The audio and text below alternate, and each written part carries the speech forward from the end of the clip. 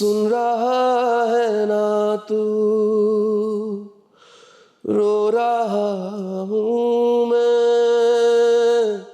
मैं हमेशा बोलता हूँ मैं ही खुद को ब्रेक देता हूँ हर बार।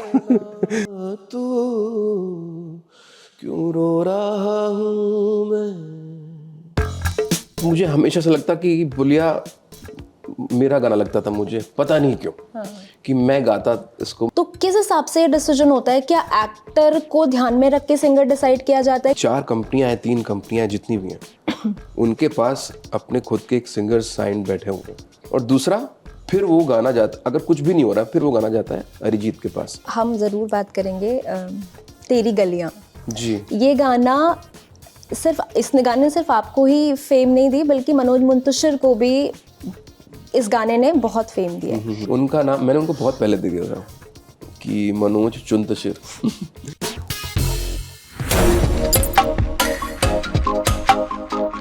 नमस्कार, मैं हूं गरिमा, आप देख रहे हैं लल्लन टॉप सिनेमा। दिल दरबदर, गलियां, सुन रहा है ना तू, ये कुछ ऐसे गाने हैं जो हम आज भी गुनगुनाते हैं। अगर हम इन गानों को सुने तो वापस से इन्हें गुनगुनाने लगते हैं साथ में। ये गाने जिन्होंने गाए हैं वो सिंगर हमारे साथ हैं, अंकित तिवारी हमारे साथ आज स्टूडियो में हैं। बहुत बहुत स्वागत है अंकित आपका स्टूडियो में। बहुत बहुत शुक्रिया। हाँ, सबसे पहले मैं आपसे पूछना चाहूँगी कि अगर हम पुराने गानों की बात करें या फिर जैसे आपके भी कुछ गानों की बात करें, जैसे जो आज भी हमारी जुबान पे हैं, अब ऐसे गाने क्यों नहीं बन रहे? अब सब कुछ बहुत क्षणिक क्यों हो गया है? आते हैं, कुछ दिन रहते हैं गाने, फिर चले जाते हैं। आपको क्या लगता है? देखिए, अभी मैं अपने लिए तो ऐसे नहीं बोल सकता कि मतलब जो मेरे टाइम के गाने थे नहीं, मतलब हम मैं आपका सवाल समझ गया।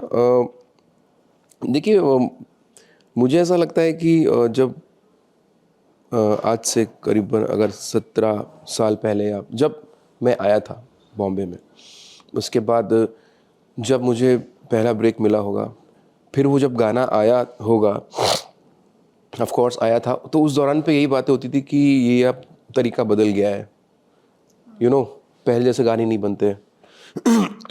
अब ये आजकल के नए लड़के ये आ गए, ये बना रहे हैं, ऑडियंस धीमे धीमे उनको प्यार देना शुरू करती है।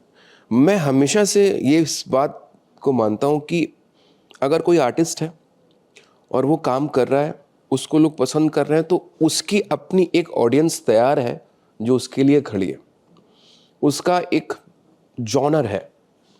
और अगर हम किसी भी आर्टिस्ट का नाम लेते हैं और बोलते हैं कि यार इसके गाने ऐसे हैं वैसे हैं, लेकिन सुन रहे हैं ना, मतलब आजकल तो नंबर्स की बात होती है कि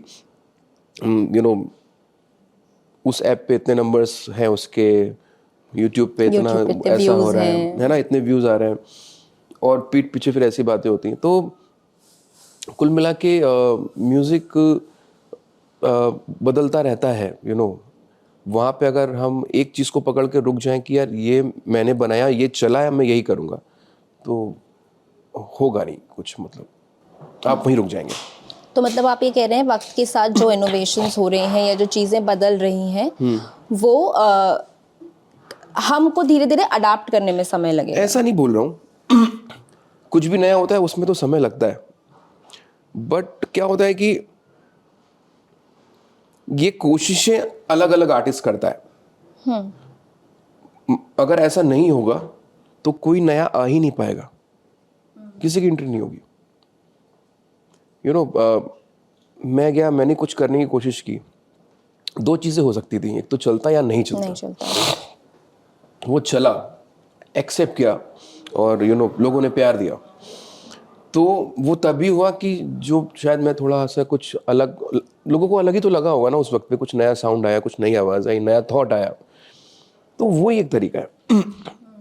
बाकी फिर यार, मतलब अगर आप बोलते हैं कि हिट की बात करें, तो कहीं पे कोई बैठा लड़का अगर ऐसे ही गा के कुछ डाल देता है, वो चल जाता है। वायरल कंटेंट बोलते हैं आजकल, ये वायरल होना चाहिए, तो वायरल में तो मतलब मैं ऐसे किसी का नाम नहीं लेना चाहूँगा, बट कुछ भी, वो रिदम पे भी नहीं गा रहे हैं या गा रही है, कुछ भी गा रही है, वो बस वायरल हो गया, चल गया, और फिर टारगेट आई थिंक होता है कि बिग बॉस जाना है, वहाँ से निकल के उनको बुला लिया जाता है, तो वो अलग चीज़ें हैं यार। मतलब जैसे आपने बोला ना वायरल कंटेंट, और हम आजकल हर चीज़ वायरल होने के हिसाब से कर रहे हैं, नंबर्स के हिसाब से कर रहे हैं, व्यूज़ के हिसाब से कर रहे हैं। कई बार क्या होता है कि हम किसी ओरिजिनल गाने तक पहुंचते हैं उसकी रील के थ्रू। तो अब ये भी होने लगा है कि अच्छा, वो जो रील्स में लाइन सुनाई दी वो तो बहुत खूबसूरत है, जिसको देखकर हमें लगता है कि वो अब ये पूरा गाना सुनना चाहिए, लेकिन वो गाना कहीं ना कहीं उतना कमाल शायद कई बार नहीं लगता जितना वो रील वाला पार्ट था। तो क्या कहीं आपको ये लग रहा है कि वो रील पर एक छोटा सा चंक वायरल करने की वजह से पूरे गाने की क्वालिटी के साथ ये आप कॉम्प्रोमाइज हो सही रहा है? बोल रहा हूँ। अब जैसे मैं चेयर पे बैठ रहा हूँ ये सोच के कि यार मुझे गाना बनाना है कि वो रील पे चल जाए। अब पहला थॉट गाना आया नहीं है, पहला थॉट आया कि रील पे क्या निकल के आएगा। तो आप सबसे पहले तो मैंने अपने आप को ब्लॉक कर दिया। मेरे दिमाग में वो रहेगा reel reel reel reel, 1 minute के लिए 1 मिनट का चंक निकल जाए, 1 मिनट का चंक निकल जाए, यार इस पे ये हुक स्टेप निकल जाएगा, इस पे यार ये ऐसा पार्ट है जिस पे रील बहुत बन सकती है। मुझे मैं वो हूँ नहीं। मैं ऐसा, अभी जो मैंने पहले बात कही थी वो सबके लिए बात की थी, अब मैं अपनी बात करूं तो मैं ऐसा नहीं हूँ। मैं अपने आप को बहुत शुक्रगुजार हूँ ऊपर वाले का कि मुझे अच्छा म्यूज़िक दिया उन्होंने, अच्छे अच्छे लोगों के साथ, अच्छे अच्छे म्यूजिशियंस के साथ उठना बैठना हुआ। मुंबई में जब मैं बहुत लोगों से मिला तो फ्रंट फेसेस तो हम सब जानते हैं, लेकिन जो पीछे काम करते हैं, जो इंजीनियर होते हैं, प्रोग्रामर्स होते हैं, म्यूजिशियन होते हैं, जो लाइव स्टूडियो सेशन आर्टिस्ट होते हैं, उनके साथ उठना बैठना हुआ, देखा कैसे क्या काम करते हैं। तो बहुत ही, मैं तो अपने आप को लकी मानता हूँ कि मैंने उन लोगों को देखा और उनका काम सीखा, मैंने उनको रिकॉर्ड किया या बहुत चीज़ें सीखी मैंने। तो मैं मेरी स्कूलिंग वैसी नहीं हुई कि मैं रील से रिलेटेड चल जाए, रील पे वो अलग बात है, लोगों को पसंद आ जाए, बट ये सोच के गाना बनाना कि यार वो रील पे चले, वो मतलब नहीं। मैं गाना अच्छा बनाने, मैं बजाय इसके मैं कोशिश करूंगा कि मैं गाना अच्छा बनाऊं, मेरा थॉट अच्छा हो और लोगों को अच्छा लगे वो चीज़। मैं ये सोच के ही बनाऊंगा गाना। जी। अगर हम मतलब आपके और अरिजीत सिंह के बीच में एक चीज़ कॉमन है, आशिकी 2। वो गाने हम सब ने सुने हैं, आज भी हम सबको याद हैं। अगर हम उनकी जर्नी देखें जी। तो इन बीते सालों में वो एक तरीके से इंडस्ट्री पे छा गए, लेकिन आपने काम काफ़ी कम किया। क्या वजह रही इसके पीछे? और बहुत सारे, मतलब एक वक्त तो ऐसा था कि फैंस कंपेयर करने लगे थे आप दोनों को, कि लोग सुनना चाहते थे आपको, और उसी वक्त समय पर आपने काम करना कम कर दिया। मेरी तो कॉल नहीं थी या नहीं हो सकती है कि मैं बोलूँ नहीं नहीं यार, अब बहुत काम कर लिया, अब नहीं करूँगा। आई थिंक ये आप सब अपना अपना नसीब लेके आते हैं, और आप उस पर रोना धोना शुरू कर दो तो ये भी नहीं है। तो मतलब मुझे वैसे ही बहुत ऊपर वाले ने नवाजा है उस लाइक। मैं कानपुर से हूँ और कानपुर में वहाँ से बॉम्बे जाता हूँ, बॉम्बे में रेंट पे रहना शुरू करता हूँ, लोगों से मिलना शुरू करता हूँ, फाइनली काम कर करके, गाने कर करके, फिल्मों में काम करके खुद का घर ले लेता हूँ। तो ये मेरी अचीवमेंट है, मुझे इतना आशीर्वाद मिला है। बाकी करियर को देखें तो अभी he is damn good, Arijit Singh is damn good. और मेरे साथ साथ हम और भी जितने भी आर्टिस्ट हैं, हम सब बहुत रिस्पेक्ट करते हैं उसकी और बहुत प्यार करते हैं उसको, और वो बहुत टैलेंटेड है। और मेरा बहुत अच्छा दोस्त है यार, मतलब मैं उसको क्या बोलूँ। हम लोग भले ही काम प्रोफेशनली काम ऐसे कम किया है, लेकिन हम लोग बीच बीच में कभी ना कभी से बातचीत होती रहती है हम लोगों की, या कभी कहीं पे टकरा जाते हैं तो हम लोग बातचीत कर लेते हैं। बाकी अब बात रही है कि मुझे बस कहीं ना कहीं ये लगता है कि मुझे दूसरे कंपोजर्स ने नहीं बुलाया। क्या वजह रही? मतलब कि क्या मैं खुद फेवरेट लिस्ट होती है मैं ऐसे खुद कंपोजर हूँ, लेबल्स की? अच्छा। और अगर लेबल्स की बात करें तो वो एक समय के बाद चीज़ें बहुत शुरू हो गई कि साइंड आर्टिस्ट के साथ काम करना एक्सेप्टेड, ऐसा होता है और हम सबको पता है ये बात। लेकिन अगर मैं अपनी जर्नी देखूं तो ये चीज़ बाद में आई, पहले तो ऐसा नहीं था थोड़ा बहुत था, इतना हावी नहीं था ये चीज़।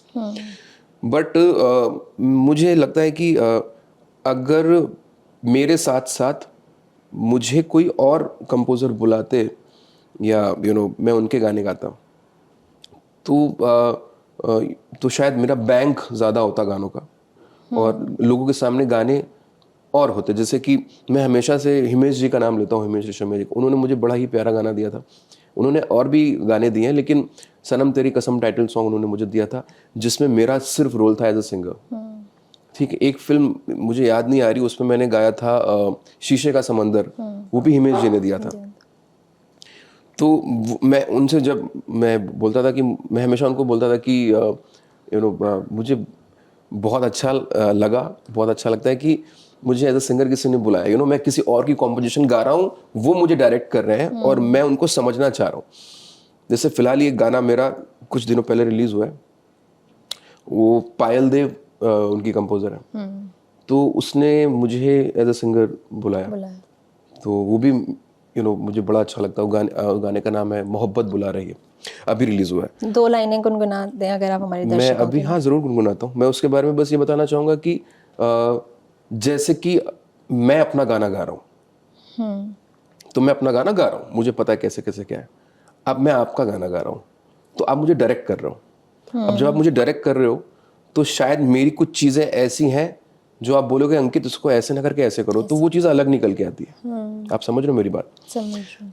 हर एक सिंगर 5 कंपोजर के गाने गाएगा, तो वो 5 कंपोजर दिखेंगे उस गाने में, भले वो एक ही सिंगर है। आप समझी? बट अलग अलग चीजें होंगी, अलग हाँ, अलग मतलब कि मैं विशाल चक्र का गाना गाऊंगा तो वो नजर आएगा। वही गाना मैं प्रीतम दा के लिए गाऊंगा, उनका गाना, तो वो नजर आएगा प्रीतम दा। वही गाना मिथुन का कोई गाना गाऊंगा या और अलग अलग कंपोजर्स, तो वो दिखेगा कि अच्छा ये कंपोजर का गाना है। तो उसमें क्या होता है, 5 कंपोजर, एक सिंगर, बट उसकी 5 डिफरेंट स्टाइल दिख जाती है, तो भी ऑडियंस के लिए अच्छा होता है। वो मेरे साथ नहीं हुआ, मैं ये बताना चाह रहा हूँ कि वो मैं हमेशा बोलता हूँ मैं ही खुद को ब्रेक देता हूँ हर बार। खुद ही वो कुआं खोद के पानी निकाल के वही हमेशा ऐसा करना पड़ता है। बट थैंक्स टू दोस्त कंपोजर्स जिन्होंने मुझे मुझे बुलाया एज ए सिंगर, और जिसमें से हिमेश जी हैं, हिमेश रेशमिया जी, और को ने भी मुझे 1-2 गाने मैंने गाए उनके लिए, और सचिन गुप्ता एक कंपोजर, उनके लिए मैंने गाया था। और क्या नाम है इसका, अरे गौरव दास गुप्ता, उनके लिए भी मैंने गाया है। अभी मैंने पायल देव के लिए गाया है। तो और कंपोजर्स मैं भूल रहा हूँ नाम, मतलब शायद याद नहीं हो, बट मैं ये ज़रूर कहना चाहूँगा कि मैं गाना चाहता हूँ, मैं और कंपोजर्स के लिए गाना चाहूँगा। मैं चाहता हूँ कि वो मुझे मतलब बुलाएं कि एक बार ट्राई कर सकते हैं मेरा वोकल। वो हुआ नहीं है, मतलब वो रह गया है मेरी लाइफ में। मैं चाहता हूँ, मेरी इच्छा है कि वो पूरी हो। तो वो कसक है, वो है कि मुझे मैं ये जैसे मुझे हमेशा लगता है, हमेशा से लगता है वो गाना क्या नाम है उसका, भूल जाता हूँ। बुलिया का सिंगर कौन है अगर मुझे बताएं? हाँ, अमित मिश्रा। अमित मिश्रा बहुत अच्छा मेरा दोस्त भी है, छोटे भाई जैसा है। बट मुझे हमेशा से लगता कि बुलिया मेरा गाना लगता था, मुझे पता नहीं क्यों। कि मैं गाता इसको, मैं होता ना कि आप सुन रहे हो गाना तो इसको लगता है यार मैं गा सकता था इसको, मैं ऐसा कर सकता था यार, अच्छा मैं इसको ऐसे कर सकता था। नो डाउट उसने बहुत अच्छा गाया है, लेकिन मैं अपना पॉइंट ऑफ व्यू रख रहा हूँ। जैसे मैंने गाया नहीं उसको, तो मैं अपना पॉइंट रख सकता हूँ कि यार ऐसा हो सकता था कि मैं अच्छा निभा सकता था, मैं अच्छा गा सकता था।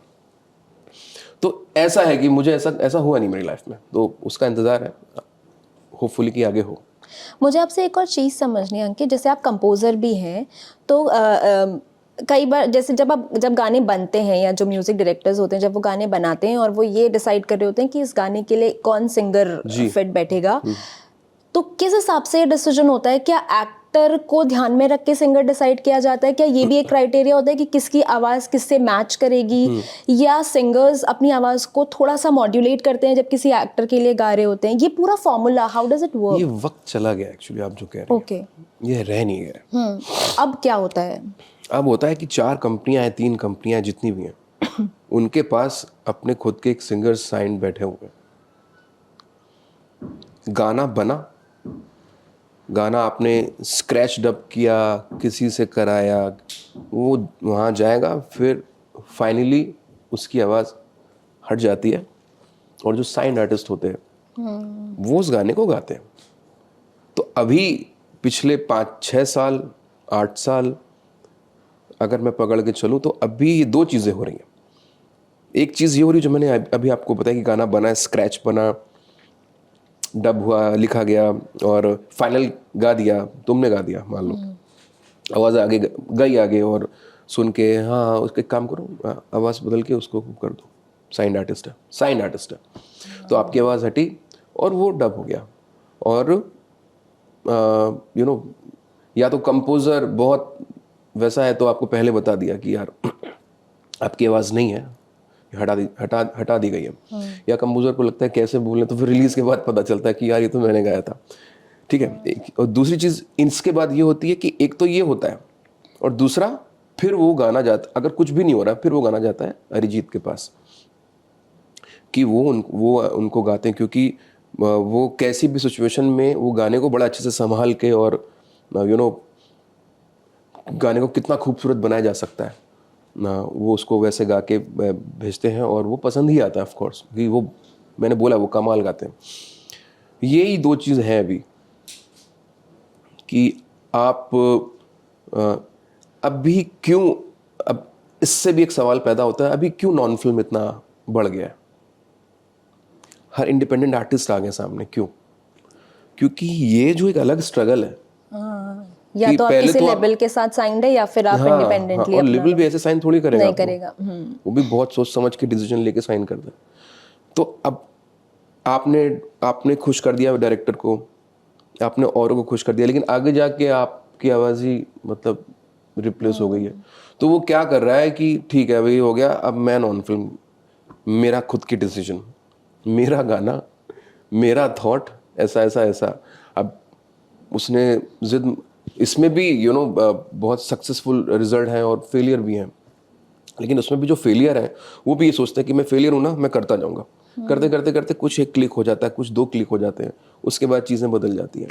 तो अगर आप गौर फरमाएं तो आप देखेंगे कि इंडिपेंडेंट आर्टिस्ट आज के टाइम पे बहुत सारे आ चुके हैं, जिनको फ़र्क नहीं पड़ रहा है कि मैं अपना एक सिचुएशन पे गाना बनाऊंगा, उसके बाद पिच करूंगा, और पिच करने के बाद क्या होगा, कैसे, उनको बनाया गाना और किया, जिनको वो मैथमेटिक पता है कि कैसे क्या करना है और गाना रिलीज़ करना है और वो रिलीज़ कर देना है। इंडिपेंडेंट आर्टिस्ट की बात कर रहा हूँ, नॉन फिल्म की बात कर रहा हूँ, वो कर रहे हैं और वो खुश हैं उसमें, और मतलब दे आर डूइंग गुड। हम अरिजीत की बात कर रहे थे, अभी आपने अरिजीत का जिक्र भी किया जी। अरिजीत को रियलिटी शो से रिजेक्शन मिला, वो वीडियो भी बहुत वायरल होता है, वो कई रियलिटी शोज में उन्होंने हिस्सा लिया। उसके बाद उन्होंने अपने एक इंटरव्यू में कहा था कि उन्होंने अपनी आवाज़ को बहुत तोड़ा है, मतलब उन्होंने उस पर बहुत काम किया है। मैं आपसे ये सवाल इसलिए पूछ रही हूँ क्योंकि आज जो आवाज़ हम अरिजीत की सुनते हैं और जब आप उनसे पहले मिले थे तब में और अब में कितना डिफरेंस आया है, तब वो कैसे हुआ करते थे और आज? देखिए, मेरी मुलाकात उनसे है आशिकी 2 के दौरान, और वो भी मतलब आने जाने पे मिलना। अच्छा। कि उसकी डबिंग खत्म हुई है, अब मैं जा रहा हूँ डब करने, फाइनल मास्टर हो रहा था आशिकी 2 का, तो हम 3 कंपोजर्स थे ना, जीत दादा, मैं और मिथुन। तो आई थिंक हम लोग एरिक के स्टूडियो में थे, वहाँ पे अरिजीत से, वहाँ मतलब ऐसे मिल रहे थे हम लोग, कभी ऐसे बैठ के ऐसा गपशप नहीं हो रही थी हम लोग। फिर एक इंटरव्यू ट्रायल चला था हम लोग का, अलग अलग रेडियो पे जाना है सबको लेकर, तब फिर हम लोग साथ साथ वहाँ सब, फिर बहुत सारी बातें हुई। तो वहाँ तक का अरिजीत सिंह, और उसके पहले तक उसने वो गा दिया था, फिर ले आया दिल, वो वहीं पे मज चुका था वो। अच्छा। हाँ, ये बड़ा ही लेट पता चल रहा है लोगों को। अरिजीत सिंह अंदर बन चुका था उस वक्त, जब उन्होंने फिर ले आया दिल गाया है, तो वो काम हो चुका था, मतलब होता है ना कि वो हो गया काम, अब जर्नी बाकी, आगे लोगों को पता चल जाएगा, बट काम हो चुका है। तो अब वो एक ऐसा इंटरव्यू होता है जिसमें अरिजीत बताता है ये बात, तो अब वो लेट ही बता रहा है मेरे हिसाब से, क्योंकि वो काम कर चुका था वो अपने में। अच्छा, मतलब जब वो आपसे मिले थे तब वो काम कर चुके थे खुद वो पर। रेडी था बंदा, वो तब उस वक्त तक रेडी था।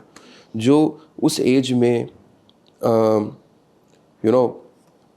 उस वक्त के म्यूजिक में, उस वक्त की स्टाइल में फिर ले आया दिल गा दे, और उसको आज लोग मतलब गाने की कोशिश करते हैं, फिर भी वो चीज़ें कभी कभी रह जाती हैं।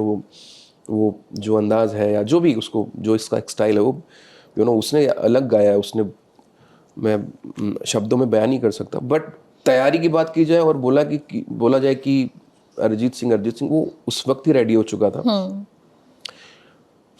वहां, और उससे पहले अगर आप जाते हैं, तब उसकी आवाज, उससे पहले की बात कर रहा हूं मैं, और भी पीछे जाना पड़ेगा आपको, वो आवाज अलग थी। तब शायद वो अपने आप को मांझ रहा होगा, तब वो अपने आप को खोज रहा होगा। एक सिंगर के लिए कितना जरूरी होता है अंकित खुद पे काम करते रहना? बहुत जरूरी होता है, अपने आप को पहचानना ही बहुत जरूरी है। अपने आप को खोजना बहुत जरूरी है, अपनी पहचान खुद बनाना। मतलब सिंगर की बात कर रहा हूँ, तो मैं वहां पे या कोई और खड़ा होके गाए और वो बोल दे कि ये अंकित गा रहा है, ये खोज बहुत जरूरी है। तो ये बहुत मुश्किल है, नामुमकिन तो नहीं बोलूंगा, बट बहुत मुश्किल है, बहुत तकलीफ होती है यहाँ तक पहुँचने के लिए, क्योंकि वो तोड़ा जाता है अपने आप को। अब वो तोड़ना, बोलने में बड़ा आसान है, लेकिन जिद्दी आर्टिस्ट ही तोड़ सकता है उसको। आपको एक जिद होनी चाहिए जहन में, आपके अंदर। आर्टिस्ट बोलते हैं ना कि हल्का सा अजीब ही पागल, वो पागल नहीं है तो आर्टिस्ट नहीं है यार। आर्टिस्ट पागल ही होता है, आर्टिस्ट को जिद्दी होना ही पड़ेगा, तभी आप तोड़ पाओगे अपने आप को। क्योंकि वो पागल जितने भी, मतलब मैं देखता हूँ बर्मन साहब की कभी कभी वीडियो, हारमोनियम पे अजीब ही दिख रहा है वो, कि क्या ध्यान ही नहीं है उनका, बस वो पागलपन है। तो वो होना वो जरूरी है, बहुत जरूरी है। आर्टिस्ट का पागलपन ही दिखता है आगे चल के, वो आपको अंदर और कहाँ से कितना हिलाता है, तोड़ देता है। फिर आप जो अलग से निकल के आते हो, फिर वो अलग होता है, दिखता है, लोग देखते ही हैं, चमक जाते हो आप। आज के आर्टिस्ट में है ये पागलपन आपको दिखता है? मुझे मिसिंग है आज के टाइम पे। मुझे वो लगता है, क्या बोलते हैं, नंबर्स का गेम है आज के टाइम पे। सोशल मीडिया पे इतने मिलियंस, इंस्टा पे इतने मिलियंस, और फॉलोअर्स। एक मैंने रील डाल दी तो इतना हो जाएगा, ये हो जाएगा, ये फोकस है। आप देखिए ना, बड़े, मतलब मैं कंपेयर नहीं करना चाह रहा, आप देखिए जिनको मैं मानता हूँ या जिनको और लोग मानते होंगे, जो जेन्युइनली बोल सकते कि यार आर्टिस्ट, म्यूजिशियन, अब देखो किसकी क्या रील है, किसी की रील नहीं देखोगे आप वायरल। राइट, उनका फोकस वो नहीं, का फोकस है कि यार स्टूडियो में गया हूँ, कुछ करना है। अब मैं सुबह उठूं, स्टूडियो में यार 4 रील बनानी है, उसके बाद गाने बनाने, व्हाट इज दिस? तो इससे क्राफ्ट तो कॉम्प्रोमाइज 100% यार। आप और मैं ये नहीं कह रहा हूँ कि रील बनाना, यूट्यूबर वो खराब बात है। अब उनका फोकस वो है तो उस पर वो 100% काम कर रहे हैं। लेकिन पहले तो आप म्यूजिशियन बनो, उसके बाद आप उन चीज़ों को समझो, फिर आप बन गए, अब आपको रील बनानी है, अब आपको फिर वीडियो शूट करना है, अब ऐसा कुछ करो कि वो वायरल हो। मतलब बहुत कुछ है। मैं ये सोचता हूँ कि अगर मैं पूरे एक दिन में अच्छा गाना बना लिया ना, वो मेरी अचीवमेंट है, मेरी सबसे बड़ी अचीवमेंट। मैं स्टूडियो जाऊं, काम करूं, और जब शाम को वापस निकलूं और मैं कुछ अचीव ना कर पाऊं, तो मेरे लिए मेरे को मतलब अंदर दिल मेरा छोटा हो जाता है। तो मेरी रील, मेरा यूट्यूब, मेरा मतलब गाना है कि मैं जाऊं, एक बहुत प्यारा सा थॉट, वो गाना बनाऊं, और दिल को बड़ा सुकून मिले कि यार ऐसा ऐसा है, ताकि वो गाना मैं आगे जाऊं, वो मैं पिच कर पाऊं लोगों को पसंद आए। जैसे कि मैं अभी आपको बताना जा रहा हूँ कि मैंने और अरिजीत ने कम काम किया है ज़्यादा साथ में, बट अभी हम लोग एक सिंगल कर रहे हैं साथ में, जो कि मेरे यूट्यूब चैनल पे आएगा। अगेन नॉन फिल्म, बट ये बहुत ही हमारा नॉन फिल्म पहला कोलैबोरेशन है। और मैं इतना बोल सकता हूँ कि ऐसा गाना लोगों ने सोचा नहीं होगा कि मैं बनाऊंगा, वो गाना ऐसा है। तो वो टिपिकल अंकित तिवारी की आएगा ऐसा ऐसा वो रोमांटिक जॉनरे नहीं बिल्कुल है। नहीं, बिल्कुल नहीं है, ये एक बिल्कुल भी hint नहीं है। ले लेते हैं हम। वो गाना बहुत मतलब मुझे ऐसा लगता है कि मैंने अपने आप को एक्सप्लोर किया है उस गाने में, और अरिजीत ने भी उसको एक्सप्लोर किया है जिस तरह से उसने गाया है। और वो जल्दी मतलब जल्दी सामने आएगा। तो कुल मिला के मैं एक ईपी कर रहा हूँ जिसमें मेरे कुछ सिंगल्स गाने हैं और कुछ कोलैबोरेशन है। ओके, और किस किस के साथ कोलैबोरेट कर रहे हैं? एक तो मैंने अभी इनके साथ किया है, अरिजीत के साथ। बाकी आर्टिस्ट हम बातचीत चल रही है, बट वो ऐसे ही करना है मुझे। हाँ। अब गाने की मेकिंग की प्रोसेस की हम बात कर रहे हैं तो हम ज़रूर बात करेंगे तेरी गलियां। जी। ये गाना इस गाने ने सिर्फ आपको ही फेम नहीं दी, बल्कि मनोज मुंतशिर को भी इस गाने ने बहुत फेम दिया है। क्या कहानी है इसके बनने के पीछे की? कैसे ये लगा कि ये गाना बनना चाहिए? कैसे आपने मनोज को कॉल एक्चुअली किया? क्या हुआ था कि आशिकी 2 की सक्सेस पार्टी थी, तो वहाँ पे मैं था। तो सक्सेस पार्टी चल रही थी आशिकी 2 की, और वो सब बातचीत हो रही थी कि ऐसा यार गाने बहुत चल गए, फिल्म लोगों ने बहुत पसंद की। मेरा पहला चला था तो सब कह रहा था अंकित यार क्या गाना है, ऐसा ऐसा बहुत तारीफ कर रहे थे। तो उधर में वहाँ पे मोहित था, तो मोहित ने मुझे बोला कि यार मेरी अगली फिल्म है, उसके लिए ना एक।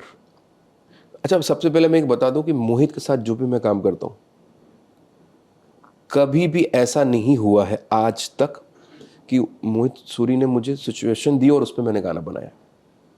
नहीं, वो मैं गाना बनाता हूँ, उनके पास जाता है, फिर वो उसको फिट करते हैं। फिट करते हैं या वो ऑटोमेटिक फिट हो जाता है, वो मैं नहीं बता सकता, क्योंकि तो गाना बनाने से पहले कुछ तो पता कुछ होता नहीं होगा, बस गाना बनाना। हाँ, तो अभी मेरी जो बातचीत मतलब जो मैं मोहित के साथ जो नेक्स्ट जिस पे काम कर रहा हूँ, कुछ नहीं पता मुझे।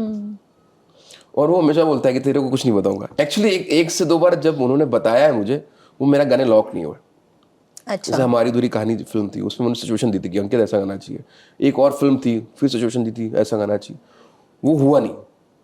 तो कहता कि तेरे को सिचुएशन नहीं बताऊंगा भाई, तू बना के ला। तो मैं हमेशा, अभी मुझे नहीं पता वो क्या सिचुएशन है, बिल्कुल नहीं पता। तो ऐसा ही होता है। तो सेम चीज वहां पे थी, सुन रहा है तू भी यही है। ऐसा लगता है कि एकदम सिचुएशन पे गाना है, बना है, और एकदम रॉक स्टार गा रहा है, और ऐसा कुछ नहीं है। वो गाना का अगर आप फर्स्ट सेकंड थर्ड वर्जन सुनोगे तो वो है ही नहीं ये। हम लोग ने तो जैसे मुझको इरादे थे की जगह था मौला इरादे दे कसमे दे वादे दे, ठीक है, वो बहुत स्लो गाना था। फिर बाद में इसलिए बोलते हैं कि डायरेक्टर का बहुत बड़ा हाथ होता है एक गाने को प्रेजेंट करने में, कैसा दिखाना चाह रहा है। जो गाना मैंने बनाया था, सुन रहा है ना, तो फिर जो शूट होके वो जो बाहर आया, वो अलग दो अलग गाने हैं वो। तो वो हो गया था। और उसके बाद मोहित ने मुझे बोला था कि अगली फिल्म है, तो फिल्म का उसने बताया था कि ये विलन से रिलेटेड है फिल्म। ऐसी एक फिल्म मैं सोच रहा हूँ। उस वक्त तक नाम विलन नहीं था, बट वो विलन से रिलेटेड थी। तो उसने मुझे सिर्फ इतना बोला था, ऐसी एक फिल्म है, विलन से रिलेटेड है, और ऐसा ऐसा मैं सोच रहा हूँ, मुझे एक अच्छा कोई रोमांटिक गाना है तो बताओ, बस कोई सिचुएशन नहीं। तो मैंने कहा ठीक है। और तो मैं भी ऐसा कुछ सोच नहीं रहा था उस वक्त पे। मैं आ गया और थोड़ा इधर उधर जो भी अपना काम था वो कर रहा था। मैं शाम की वॉक कर रहा था अपने घर के नीचे, और मनोज जी टीवी बहुत करते थे। हाँ। उस दौरान पे वो टीवी बहुत लिखते थे, और मेरा उनसे ऐसी थोड़ी बातचीत होती रहती थी। वो हमेशा मुझे बोलते थे कि यार मुझे फिल्म के लिए लिखना है, मुझे फिल्मों के लिए लिखना है, कभी करेंगे, कभी साथ में करेंगे, और मुझे उनके थॉट्स अच्छे लगते थे। तो उन्होंने मुझे फ़ोन किया और उन्होंने मुझे ये थॉट फ़ोन पे सुनाना शुरू किया कि ऐसा कुछ लिखा है। और मैं आपको बता दूं, ये उन्होंने बहुत लोगों को मुकला भेजा हुआ था पहले। अच्छा।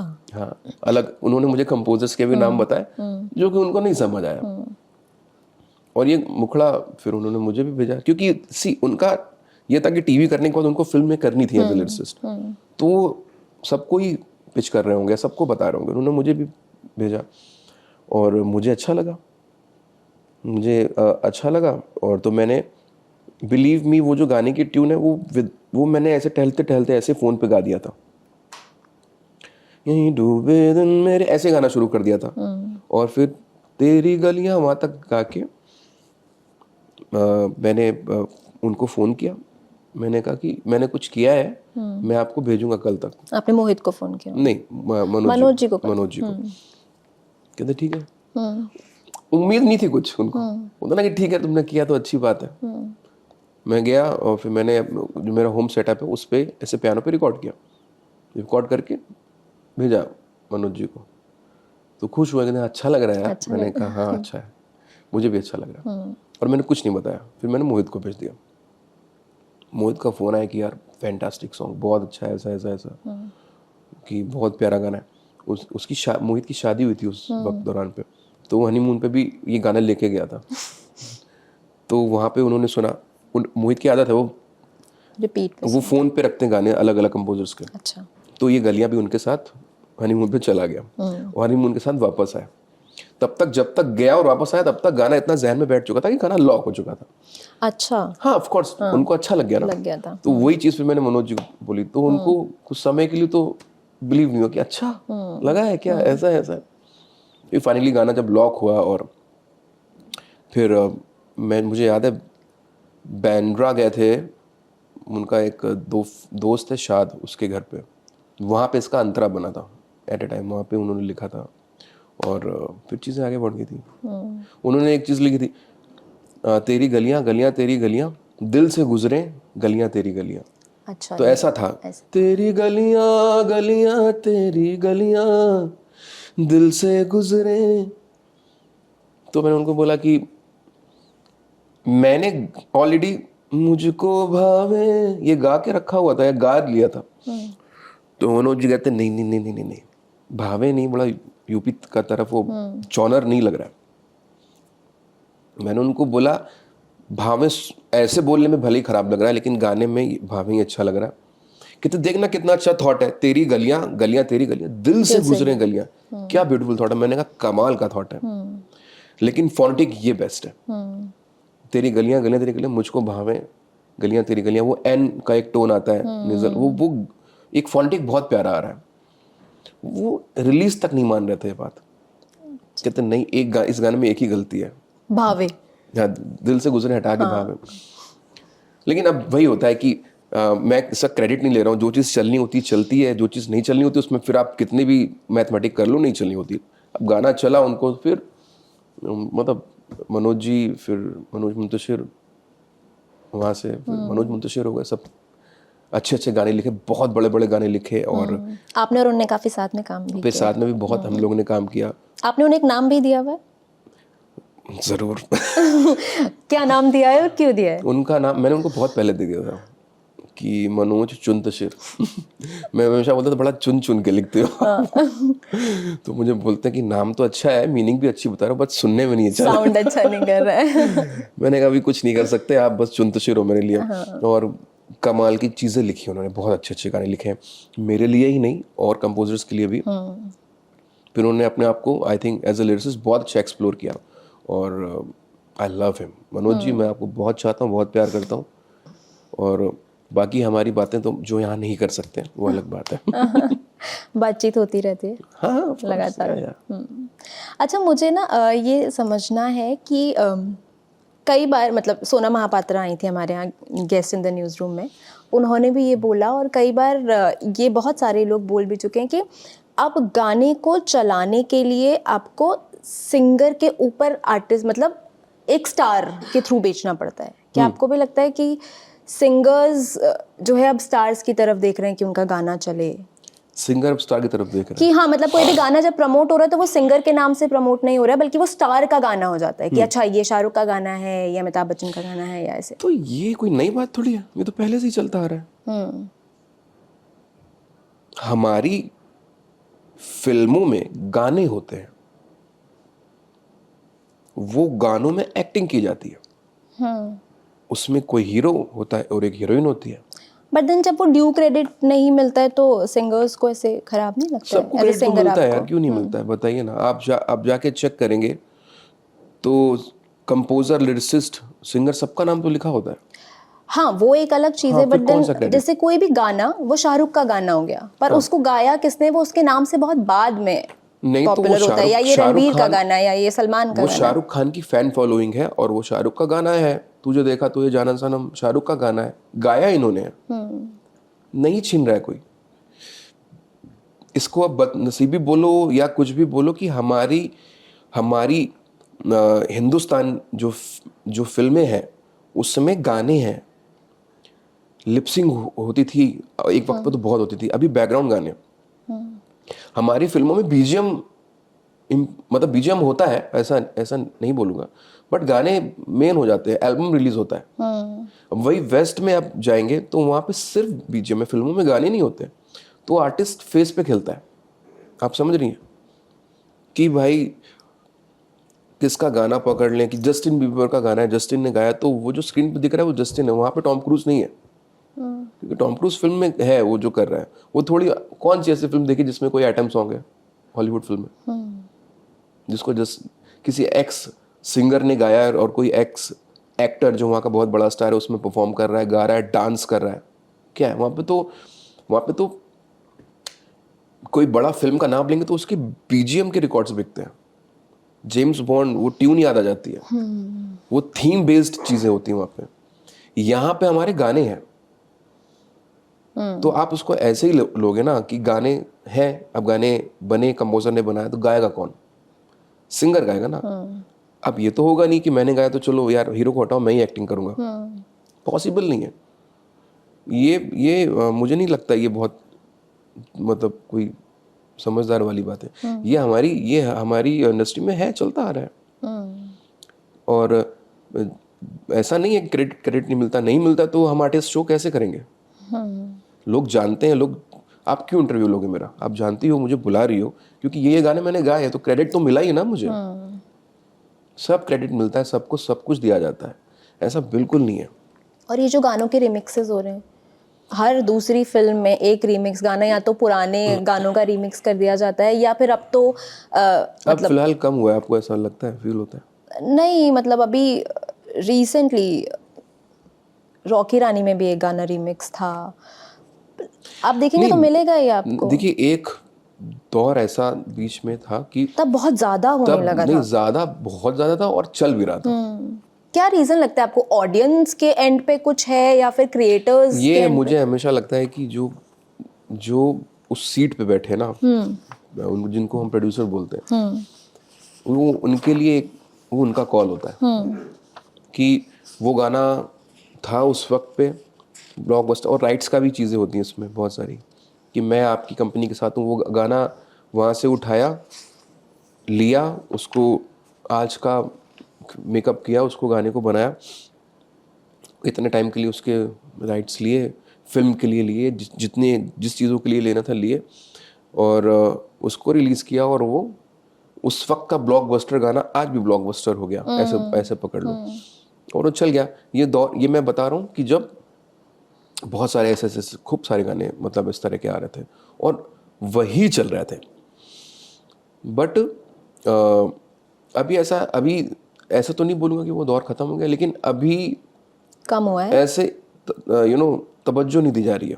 अच्छा, ओरिजिनल गाने सुनने का लोगों का मन हो रहा है, अच्छी मेलोडी, अच्छा थॉट, अच्छे लिरिक्स, अच्छी गायकी, अच्छी विजुअल होता है ना। ये मैं हमेशा से बोलता था, उस वक्त भी बहुत लोग पूछते थे कि अब तो ये चल रहा है यार। मैंने बोला कि हिंदुस्तान है, मेलोडी उस वक्त भी थी, अभी भी है, आगे ये मेलोडी नहीं हटा सकते आप।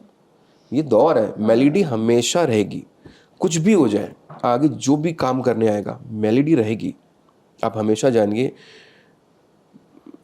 थॉट, उस पर काम करना, एक चीज़ को निकाल कर, बात तो यही है ना कि मैं आपसे प्यार करता हूँ, ये हमारी इंडस्ट्री में कब से बोला जा रहा है, यही तो बात बोलनी है बार बार। प्यार का गाना, रोमांटिक गाना चाहिए या सैड सॉन्ग, यही यही एक चीज़ को कितने राइटर कितने तरीके से बयां कर चुके हैं। आगे भी यही चीज़ें कुछ होने वाली हैं, या दूसरे और जॉनर ले लो, क्योंकि यही चीज़ें तो होती हैं, love song, sad song, party song और आइटम सॉन्ग, कोई मतलब वैसा, ये 4 जॉनर के गाने बनते जा रहे हैं और आगे बनते जाएंगे।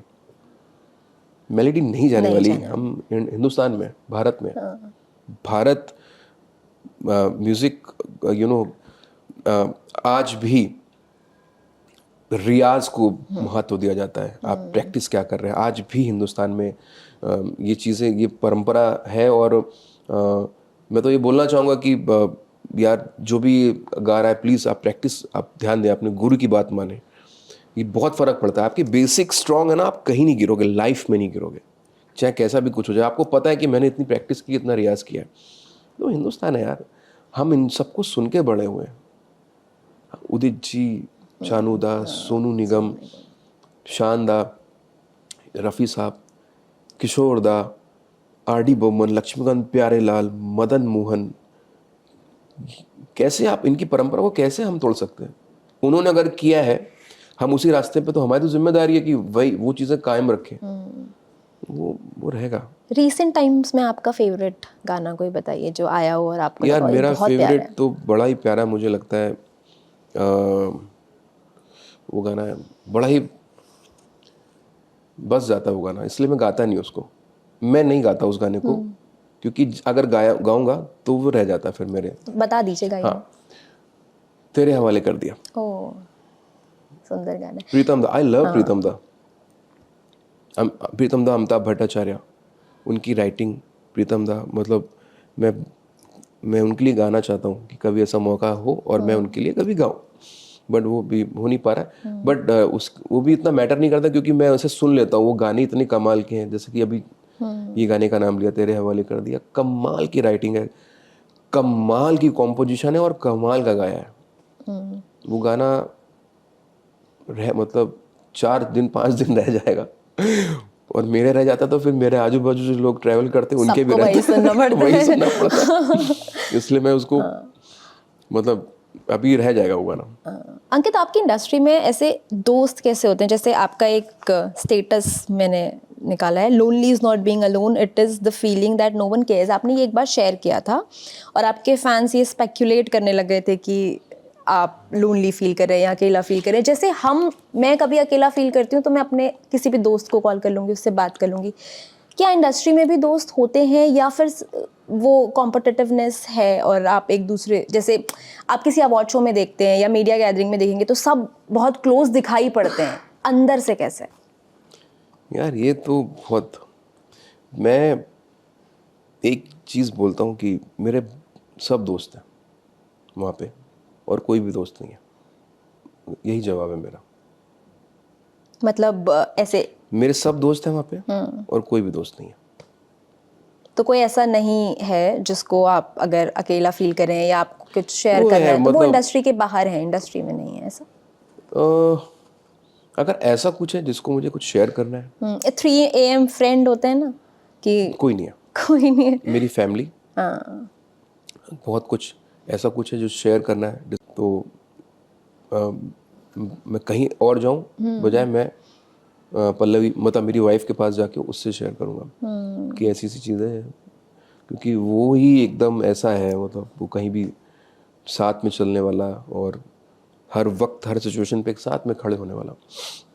और बाकी प्रोफेशनली ऐसा कुछ है तो मैं अपने मैनेजर से डिस्कस करता हूँ, भरद्वाज, पावन भरद्वाज। ठीक। कोक स्टूडियो सुनते हैं आप? हाँ जी। कोक स्टूडियो इंडिया का सीज़न 2 आने वाला है और जो पहला ही, ऐसा सुनने में आ रहा है कि जो पहला ही रिलीज़ है वो दिलजीत दोसांझ और क्विक स्टाइल का कॉम्बिनेशन है, अच्छा, जो अपने आप में बहुत एक्साइटिंग कॉम्बिनेशन मुझे है। इसके बारे में मतलब पता नहीं है, तो मैं बस ये समझना चाहती हूँ आपसे कि जैसे जब कुछ ऐसे नया रिलीज़ होता है, जब कुछ एक्सपेरिमेंटल रिलीज़ होता है, जैसे हम एक्साइटेड होते हैं, आप लोग कितना एक्साइटेड होते हैं ये सब देखने सुनने के लिए? 100% एक्साइटमेंट होती है, 100% होती है। और एक्साइटमेंट से ज़्यादा ज़रूरत है अच्छा म्यूजिक सुनना है अभी काम को, कि यार ये आपको पता है अच्छा म्यूजिक सुनते हैं जब, तो आप कहीं ना कहीं आप इंस्पायर्ड हो रहे होते हो। मैं हमेशा से बोलता हूँ कि कंपोज़र जैसे मैं बचपन में मेरी ज़रूरत थी कि कंपोज़र, सिंगर का मेरा कभी था ही नहीं कि सिंगर बनना है, कंपोज़र बनना है, कंपोज़र बनना है, कंपोज़र बनना है, कंपोज़र बनना है। वो क्रेडिट जाता है रहमान सर को, क्योंकि वो दौरान पे मैं उनको बहुत सुनता था और बहुत फ़र्क पड़ा। ऑफ कोर्स फिर आप आगे आते हो, आपकी उम्र बढ़ती है, फिर साथ साथ आप बहुत लोगों को सुनना शुरू कर देते हो, तो मिला जुला इफेक्ट है। इतना अच्छा म्यूजिक सुन के थॉट ये सब जो भी आप जिन लोगों से या जिन आर्टिस्ट के साथ आप इंस्पायर्ड हो रहे हो, कानपुर में रहते हुए क्रेडिट लिस्ट पढ़ना, किसने क्या किया है, यार जाके एक दिन मैं मिलूंगा उनसे। और मैं हुआ ऐसा, कल्याण दादा से मिला, इज अ ब्रिलियंट गिटारिस्ट, ठीक है। मैं वैसे लोगों का नाम लेने जा रहा हूँ जिनको आप जानते नहीं, लेकिन उन्होंने क्या क्या काम किया। मैं आपको नाम बताता हूँ। कल्याण बरुआ, उन्होंने बहुत बड़े बड़े गाने बजाए। मेरा सुन रहा है तू, प्लेड बाय हिम, ठीक है। और नवीन अन्ना, फ्लूटिस्ट। नीलाद्री, जिटार प्लेयर, मेरे फेवरेट, और मैं उनको पता नहीं, मैं बहुत प्यार करता हूँ और बहुत इज्जत है मेरे दिल में उनके लिए। ध्रुवा ज्योति फुकन।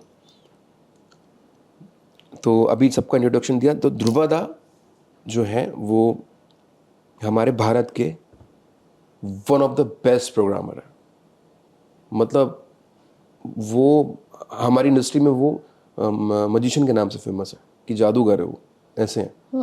उन्होंने मेरे प्रोग्रामिंग जो समझता है अरेंजर और प्रोग्राम, तो उन्होंने मेरा सुन रहा है तू किया है, गलियां किया है, तू है कि नहीं किया है, कतरा कतरा किया है, बूंद बूंद किया है। मेरा विलन 2 आया था, शामत, गलियां रिटर्न्स, मलंग फिल्म की थी मैंने अभी वो।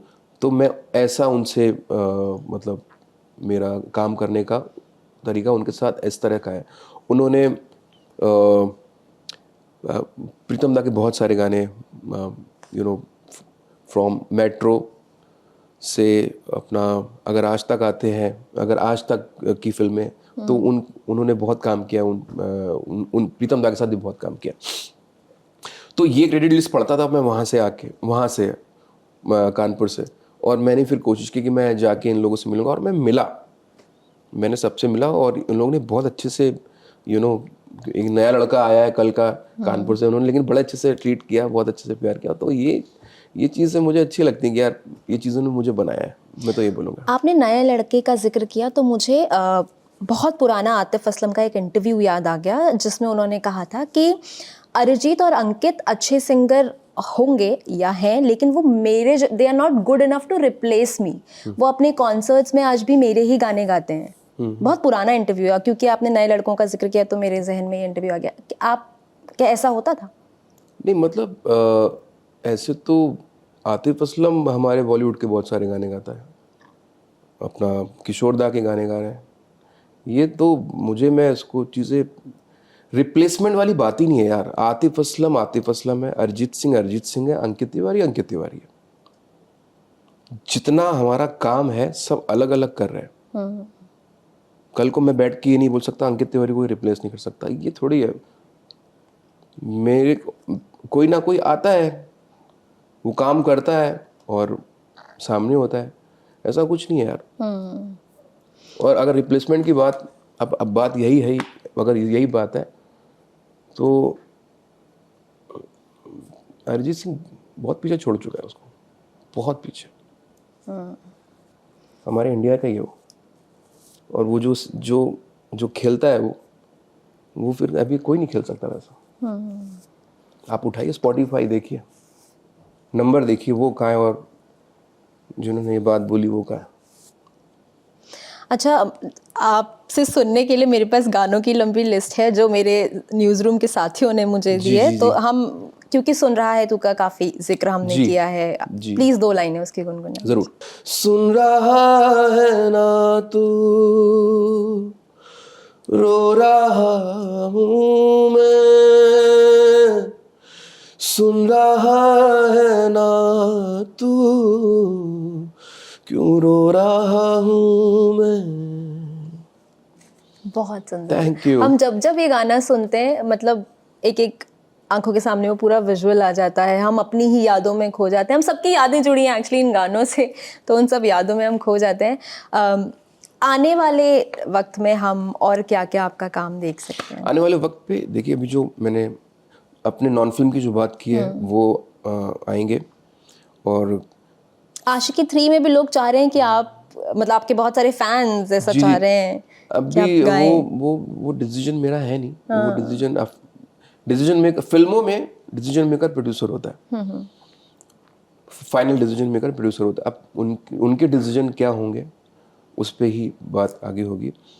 तो पर्टिकुलरली मैं ये नहीं बोल सकता कि वो फिल्म कर रहे हैं या नहीं कर रहे हैं, बट कुछ ऐसी फिल्में हैं जिस पे मैं काम कर रहा हूँ। और बिलीव मी, मुझे ऐसा लगता है कि मैंने इतने वक्त के बाद जो मैं काम कर रहा हूँ, जो मेरे गाने आएंगे, मैंने कुछ अपने आप को और ढूंढा है इस दौरान में, इस वक्त में। तो जो ढूंढा है, जो मैंने काम किया है, जिस पे मैं काम कर रहा हूँ, वो जो गाने आएंगे वो आई थिंक मैं अभी से बहुत एक्साइटेड और बहुत खुश हूँ कि यार ऐसी ऐसी चीज़ें मैं कर रहा हूँ। और मैं कुछ अलग करने की कोशिश कर रहा हूँ, जिसमें से नॉन फिल्म अलग है और फिल्म भी आगे जल्दी आएंगी। टाइटल पाइपलाइन में है, अभी कुछ किसी का फिल्म का कोई नाम नहीं अभी डिसाइडेड है, तो इसलिए मैं बता भी नहीं सकता। हाँ नहीं, कोई नहीं। अच्छा, आपका एक सपना और है, इच्छा है मतलब आपकी कि आप शाहरुख के लिए गाना गाएं। हाँ, क्या है तो है सही। कुछ पाइपलाइन में या लग रहा है आगे पता नहीं, वो भविष्य सुन में ले क्या? एक बार। मैं चाहता हूँ कि मेरी इच्छा क्या है, मेरी इच्छा ये है कि एक गाना गा लूँ और उसके बाद ना भी गाऊँ चलेगा। तो वो एक गाने का है मेरा कि मैं उनके साथ एक कभी ऐसा कुछ गाऊँ। ऑलराइट, आई विश कि वो पूरा हो, बट इंशाल्लाह। इंतज़ार काफ़ी लंबा हो रहा है वो। नहीं नहीं, ज़रूर आपका इंतज़ार खत्म होगा जी और जी, हम उम्मीद करते हैं कि शाहरुख के किसी गाने में हम आपकी आवाज़ को सुने। मैं तो भी आप मैं भी इंतज़ार कर रहा हूँ कि मैं भी आवाज़ सुनूं और वो स्क्रीन पे Fingers हो। crossed। Touch wood. तो आप सुन रहे थे अंकित तिवारी को। आपको अंकित का कौन सा गाना पसंद है, आप कमेंट करके ज़रूर बताइएगा। एक से ज़्यादा पसंद है तो वो सारे गानों के नाम लिख दीजिएगा। खुश रहिए, स्वस्थ रहिए, देखते रहिए ललन टॉप सिनेमा। बाय।